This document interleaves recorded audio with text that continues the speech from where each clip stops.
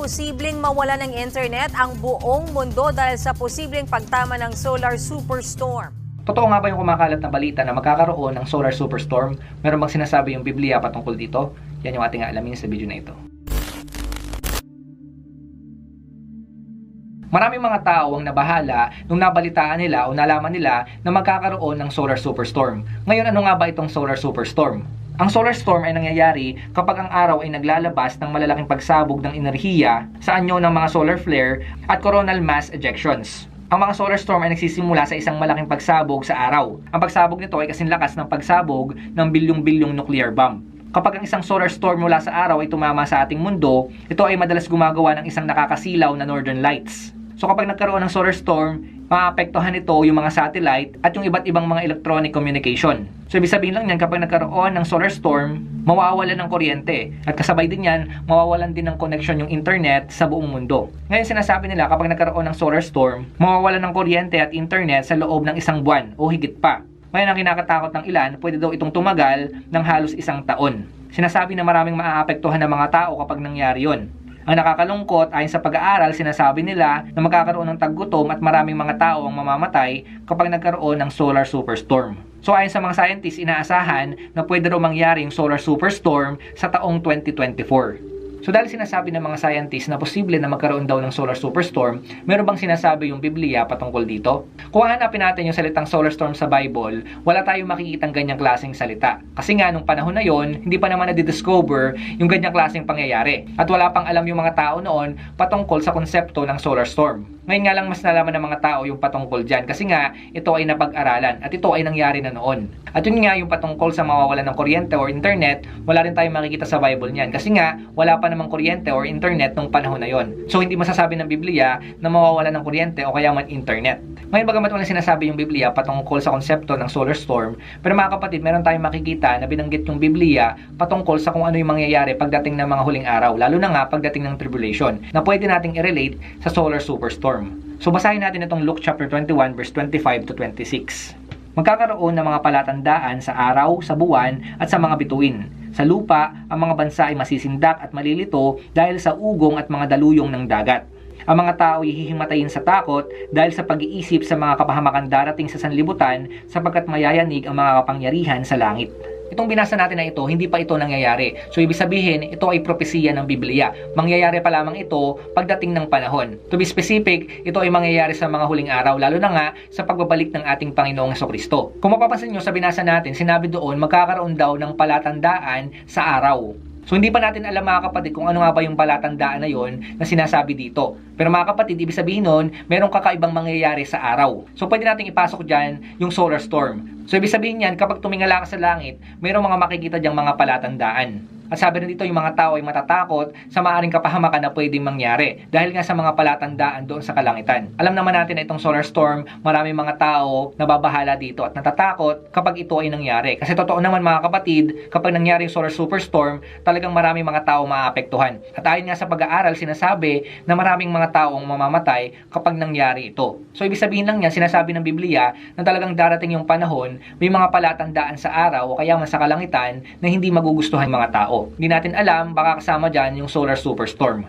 So masasabi natin mga kapatid na itong solar superstorm pwede talagang mangyari ito pagdating ng panahon. Kasi nga, nangyari na ito noon pa man. Actually, nagkaroon na ng solar superstorm noong taong 1859.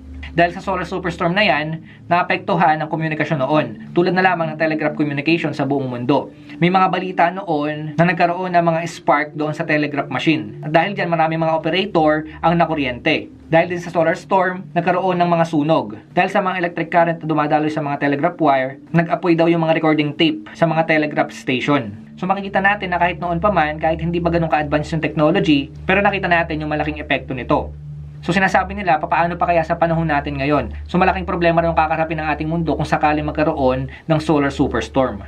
Ngayon, bagamat walang sinasabi totally yung Bible patungkol sa solar storm, pero ayon sa mga scientists, posible na mangyari ito dahil yun nga, nangyari na siya nung nakaraan. So mga kapatid, expect natin na talagang pwede mangyari yung ganitong kaganapan. Ngayon pwede natin sabihin na i-allow ng Diyos itong solar superstorm dahil meron siyang ituturo sa mga tao. Kasi kung sakali mang mawala ng kuryente at internet, baka pwedeng yun yung maging daan para mas maraming tao ang mapalapit sa Diyos. At yun nga, mas makakilala sa Diyos. Dahil sa panahon natin ngayon, maraming mga tao, masyado na silang nakafocus sa internet. To the point na sila ay nawawalan na ng time sa ating Panginoong Diyos.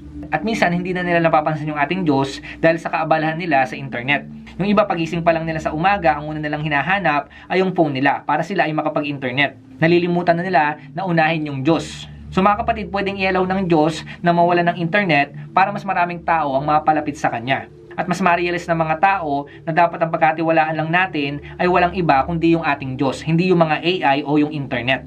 Kaya mga kapatid, pwedeng i-allow ng Diyos itong solar superstorm para matuto yung mga tao. Para makita nila na yung ating Diyos, siya lamang yung makapangyarihan, hindi yung mga kuryente o kaya man yung internet. At hindi lang yan, pwede rin na gamitin ng Lord yung solar superstorm para paalalahanan yung mga tao sa mundo na ito na malapit na siyang bumalik. Kasi meron naman talagang sinasabi yung Biblia patungkol sa mga kakaibang mangyayari sa kalangitan. Kasama na nga dyan yung araw. Tulad na lamang sa binasa natin kanina. So ibig sabihin yan, pwedeng magbigay ng sign yung Diyos sa kalangitan na siya ay malapit ng bumalik. Kung titignan natin yung paligid natin sa panahon natin ngayon, napakarami ng mga palatandaan na nagpapakita na malapit ng bumalik yung ating Panginoong Kristo. Pero mga kapatid, bukod sa mga nakapaligid sa atin na nagpapatunay na malapit ng bumalik yung ating Panginoong Kristo, sinasabi rin ng Biblia na may mga palatandaan sa kalangitan na magsasabi sa atin na talagang tayo ay nasa mga huling araw na at malapit nang bumalik yung ating Panginoong Kristo. So ibig sabihin niya mga kapatid, hindi lamang sa mundo na ito tayo makakakita ng mga palatandaan, kundi doon din sa kalangitan na pwede nating makita sa buwan, sa araw, at sa mga bituin. Na yan po yung sinasabi ng Biblia. Kaya mga kapatid, yung mga nasa kalangitan, yung mga nasa alapaap o kaya man nasa kalawakan, pwedeng magbigay yan ng sign na talagang malapit nang bumalik yung ating Panginoong Kristo. So itong solar storm na ito, dahil ito ay nasa araw, ibig sabihin yan mga kapatid, pwedeng yan yung palatandaan na malapit nang bumalik yung ating Panginoong Kristo.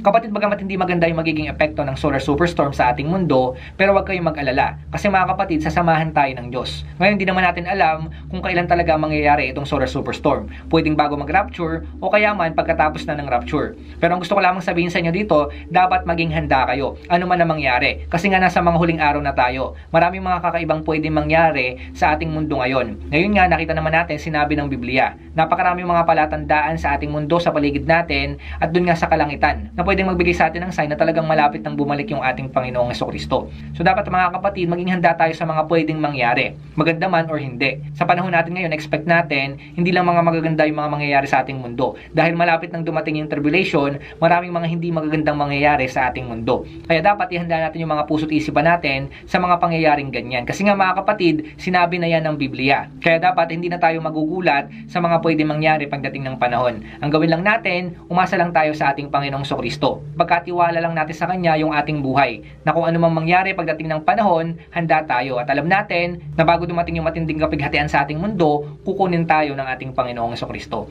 So yun lamang mga kapatid ang gusto kong ibahagi sa inyo. Sana may natutunan kayo sa ating tinalakay ngayon. Hanggang sa muli, magkita-kita tayo. Salamat sa inyong panonood. Pagpalain kayo ng Diyos. Ingat kayo palagi.